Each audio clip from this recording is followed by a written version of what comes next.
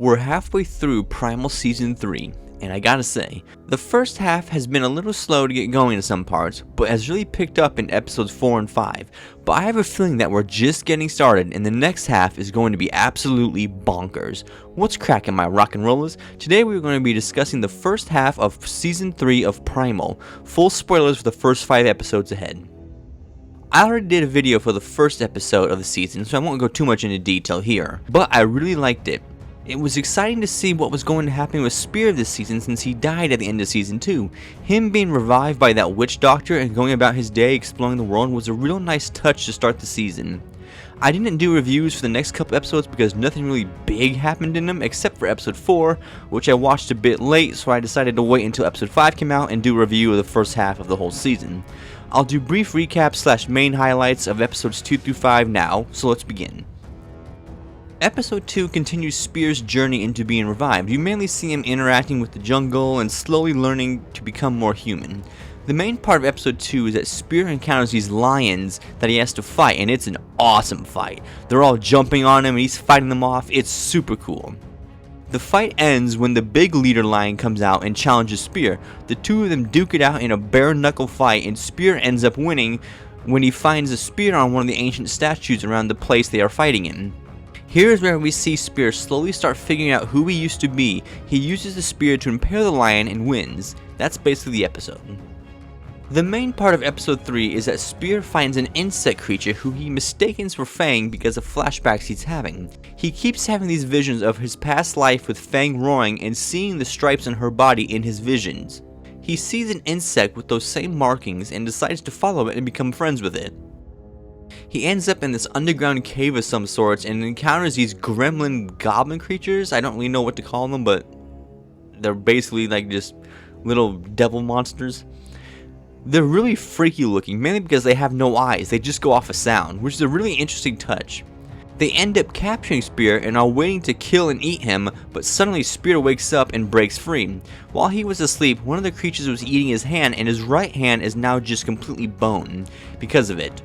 Spear breaks free and begins to fight the creatures to escape. During the fight, an insect comes down, the same one Spear was following, again with the same markings that reminds him of Fang.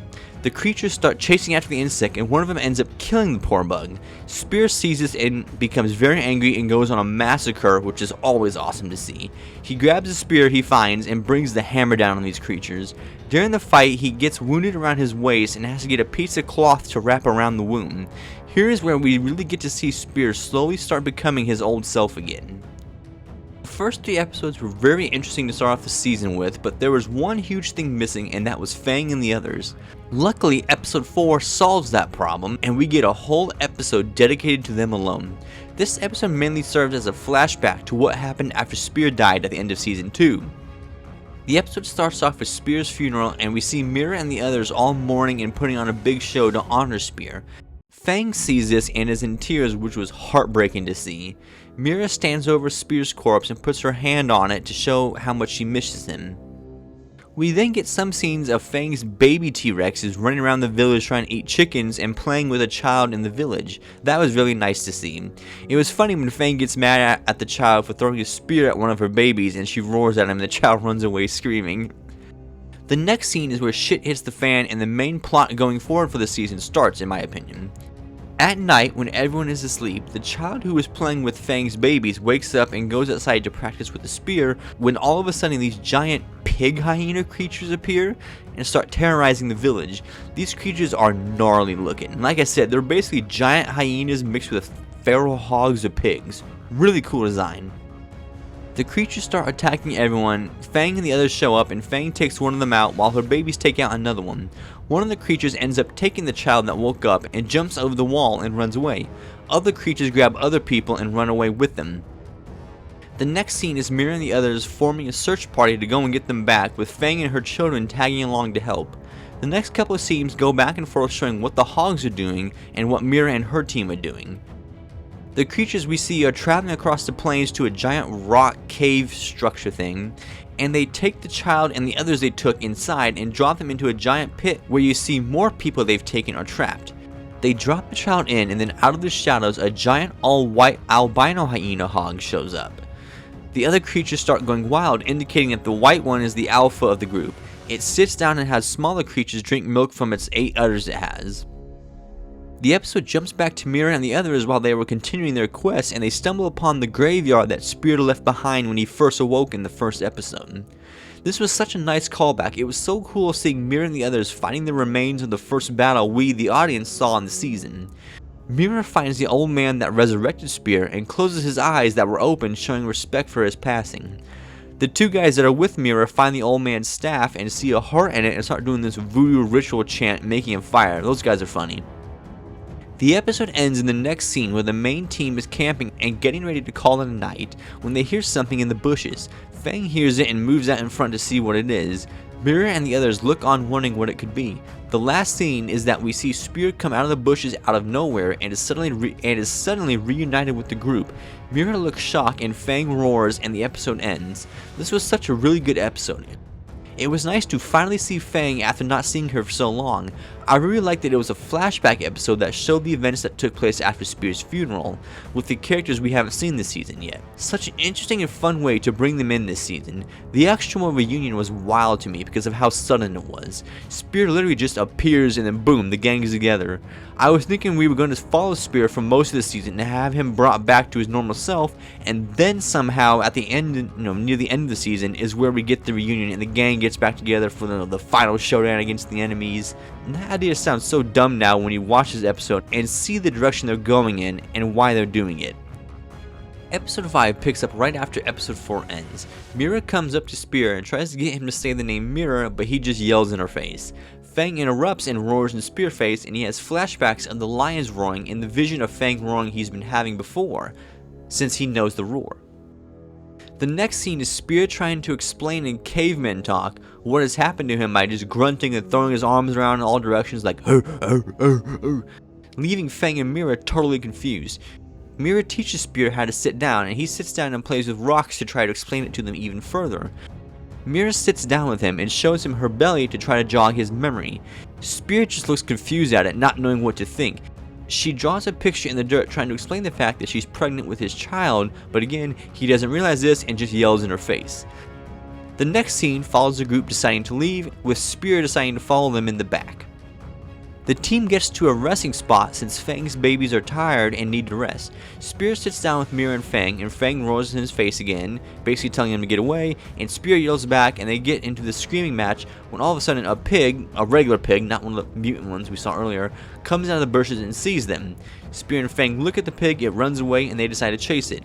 This scene was so awesome because it was such a nice callback to the first season around the time these two first met and were building their friendship. Fang chases it, she looks over and sees Spirit doing his iconic run, also chasing after it. Both are closing in, but Fang gets the upper hand when she decides to run up a giant tree trunk and jump off of it to try to land on the hog. She almost gets it when a spear suddenly punctures the hog and it dies. Spirit is the winner of the race, but Fang decides that's not cool and takes the hog and destroys it by biting it in pieces. Spirit throws his spear up, getting ready to throw down. Fang starts roaring back, and it looks like they're going to tussle when all of a sudden they hear screaming coming from the camp. They get back to the others and see that they're being attacked by giant baboons. Mira and the babies are doing their best to fight off the baboons, while the other two guys with them aren't so lucky and end up dying. Spirit and Fang charge in to help even the fight, and the battle commences.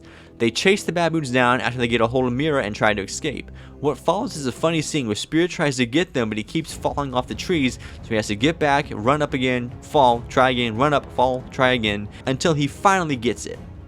It was funny seeing Spirit run back while Fang and her babies look confused like, what the hell is this dude doing?